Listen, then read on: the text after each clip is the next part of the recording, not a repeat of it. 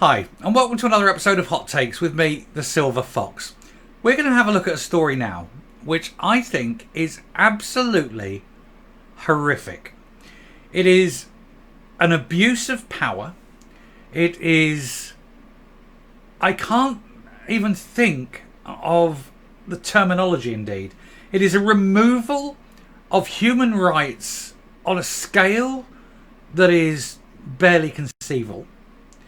It is an organisation overreaching its authority, and it is a matter of medical care where doctors are forcing someone to die and they're not allowing this individual any chance of life. They're telling this individual that she must die. They're no longer going to help her. And what's worse is they're going to ban her from seeking alternative treatment. This isn't happening in some third world despotic country.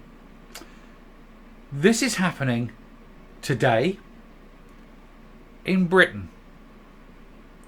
And it's astounding. We'll take a look at it. Now, this story is going to be a bit difficult, so I would ask if you could hit the subscribe button, hit the like button.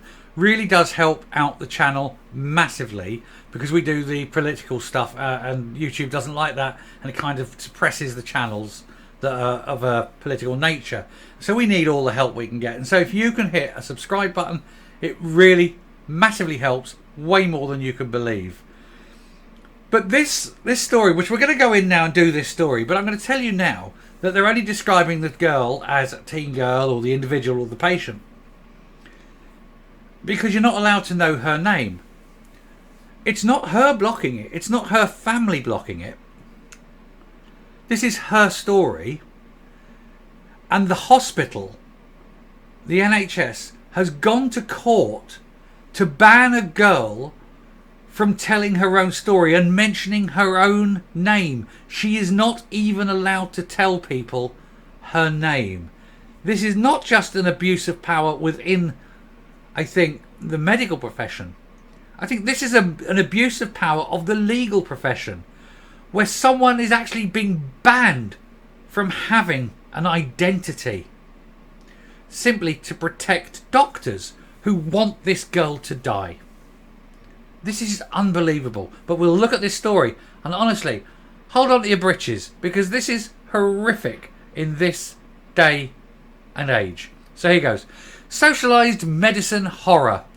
Ailing teen girl blocked from seeking care abroad, or even speaking publicly to fundraise by Britain's NHS, National Health Service. They're banning her from speaking about her own condition.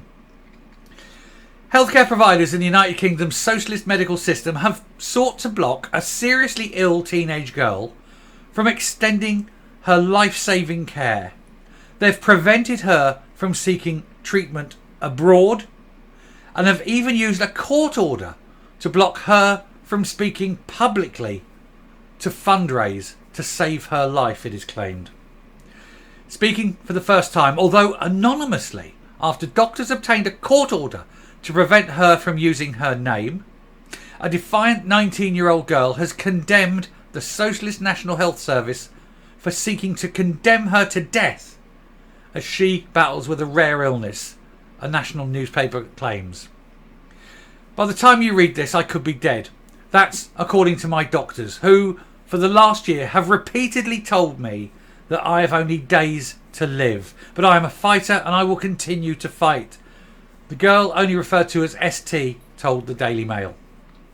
They've done everything they can to stop me telling my story, ST continued. I have found myself trapped in a medical and legal system governed by toxic paternalism, which has condemned me for wanting to live.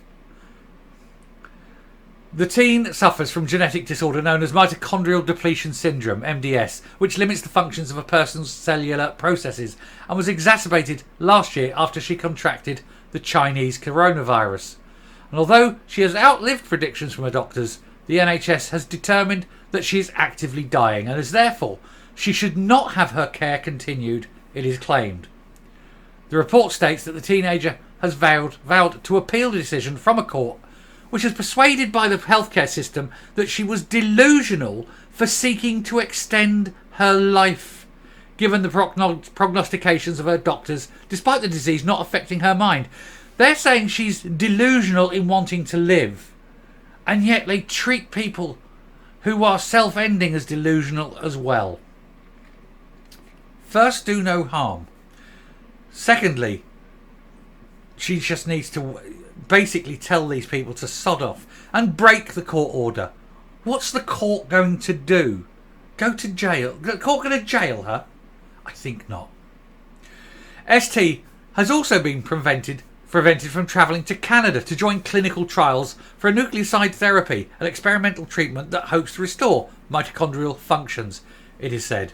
And even if the novel treatment is not successful in curing her outright, the 19-year-old had her parents hope it may extend her life.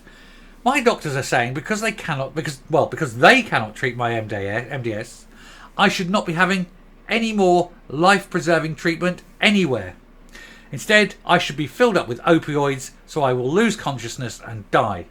I do not want this, and I want to try the treatment being offered abroad. It might be a small chance, but it is my only chance, she said. To add insult to injury, her doctors allegedly petitioned a court to prevent her from speaking publicly under her own name, and thus preventing ST and her family from turning to the public to fundraise the 1.5 million needed to be transported to a hospital in Canada or America, 3 of which have already offered to treat her. Yet, she said, because of the court proceedings, I'm blocked from going to North America, and because of the gagging orders, I cannot fundraise to finance my treatment and transport. Her family, which has already spent $25,000 from their life savings and selling off family heirlooms to fund their legal case against the NHS, said, we cannot give up, especially after seeing the grit and determination from our daughter's end for more than a year in the intensive therapy unit. No one, including the doctors, understands the complex nature of this disease. This is horrifying. These doctors are abusing their power, undoubtedly, banning her from seeking treatment simply because they cannot treat her, and then banning her from telling her own stories because it might embarrass them. I've got 2 words. Fuck them. They're only doctors. Again, individuals' rights and freedoms trampled on because of socialist ideals over what is what and who is what. What's all this? Oh, everything's going to be identity based now. We've got to treat you by your identity. Oh, everyone, we treat everybody the same. We don't care if you're male or female or non-gender or blah. And it's all utter crap. The NHS are pissing on their own bonfire here because they are saying that about the importance of identity, and then removing the identity of this girl. The condition that ST suffers is the same illness that befell young Charlie Gard, a baby whose life support was removed by the NHS in 2017 after lengthy court battles in which his parents begged for the opportunity to travel abroad to seek medical treatments for their ailing child. ST is now 19, is an adult. This isn't a child, it's an adult. ST closely followed the case of Charlie Gard because it resonates with her exact condition, her mother says. And as a young, brave and vocal teenager, she believes, might be a teenager, but now is an adult in law.